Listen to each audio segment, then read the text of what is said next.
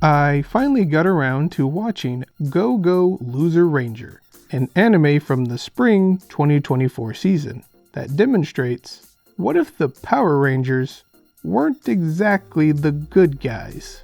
It's a type of story we've seen more often, especially in Western media, most notably in The Boys, that these superpowered heroes aren't the altruistic beings that they appear to be, and instead can be downright cruel. Go Go Loser Ranger isn't as graphic as The Boys, but is still a nice twist on series like Power Rangers or Super Sentai. To start, Go Go Loser Ranger is based on a manga written and illustrated by Negi Haruba, who also wrote and illustrated the quintessential quintuplets. The anime was directed by Keiichi Sato, who was the chief director on Inuyashiki Last Hero and the director for both seasons of Rage of Bahamut. Potentially most notably, he was the director of Tiger and Bunny, the original 2011 anime series. It too was a story that involved superheroes, but touched on the concept of the corporatization of said superheroes. Not exactly one-to-one, but similar enough that it makes sense to have Keiichi Sato direct here. Getting to my thoughts on the anime, I went into it pretty much blind. I didn't know about the manga at the time. I had seen some hype around the anime back when it was airing. Based on the name and some of the visuals, I gathered it was a Power Rangers or Super Sentai inspired series, but I didn't know any of the details. It was refreshing not knowing exactly what was going to happen in an action-oriented series like this, especially in the first half of the season. I really enjoyed the character setup and world building, and how that was all paced during the first half or so of the season. Primarily following Fighter D, we see the henchmen of the Monster Army used as weekly entertainment for the masses to prop up the heroes, known as the Dragon Keepers.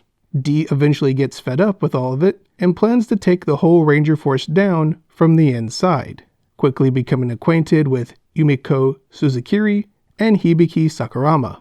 Yumiko is an intriguing character. She's clearly up to something based on her mannerisms and willingness to help D, but to what end is still a mystery by the end of Season 1. Going in with as little information as I did for this anime, I was unsure of the direction of Sakurama's character, especially since I would watch the ending credits, which depicted D shape-shifting into Sakurama. I enjoyed his character arc in the first half, especially after learning about his past.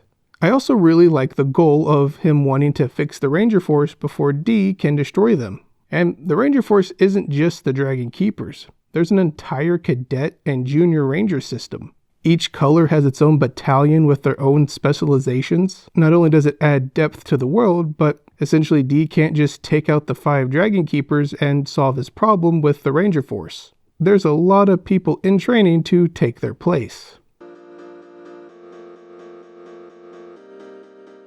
While I really enjoyed the first half of the season, the second half felt a bit more dragged out and a tad cliché.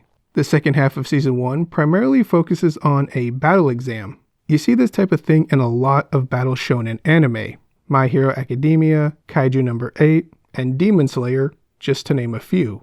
It's a way to introduce multiple characters at once and showcase their powers and abilities, helping to flesh out the cast and world a little more. However, more often than not, it's also used to introduce a villain or a big bad who attacks the characters during the exam, showcasing the power gaps between the characters. Almost as if it was going down a checklist, that's what happens here in Go Go Loser Ranger.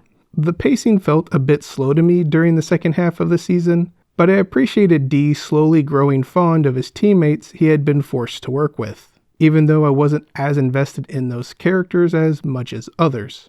I actually ended up being more intrigued by the Junior First Class characters. They all work closely with their respective Dragon Keepers, so they may have an inkling that something's up, but none of them are pushovers either and had one of the cooler fight scene moments, at least so far. Most of the fight scenes and choreography are decent. Don't get me wrong, there are some cool ones, The opening fight scene in the first episode versus the Dragon Keepers and the junior first class characters during the exam stuck out to me as being pretty good and memorable. However, D tends to get the upper hand in a fight through deception, so those other fight scenes being just serviceable is fine for the type of character and story we have. Perhaps some of that is by design. For instance, the cadets are young and inexperienced. They're not as adept or flashy as, say, the junior first class characters. It's something to keep an eye on in Season 2 as the characters become more experienced. Their fight scenes may improve as well. I will say the animation style is interesting here in Go-Go Loser Ranger. Most of the time it seems to use 2D character models, but will have mixed or full 3D character models, especially for the Dragon Keepers. There's a good deal of anime that do this, switch between more traditional 2D animation and CGI 3D animation. But depending on the quality of either animation style, it can be quite jarring when the animation style changes between scenes. I think Go-Go Loser Ranger does a pretty good job at making that switch look cohesive. The switch between 2D and 3D I find noticeable here, but it's not distracting. And I think that's the key for all animation that goes between 2D and 3D models or styles. Overall, I enjoyed Go-Go Loser Ranger. The second half might be drawn out and a tad cliche, but the characters and the world building, especially during the first half, really got me invested in this anime. All in all, I'm looking forward to seeing how events unfold in Season 2.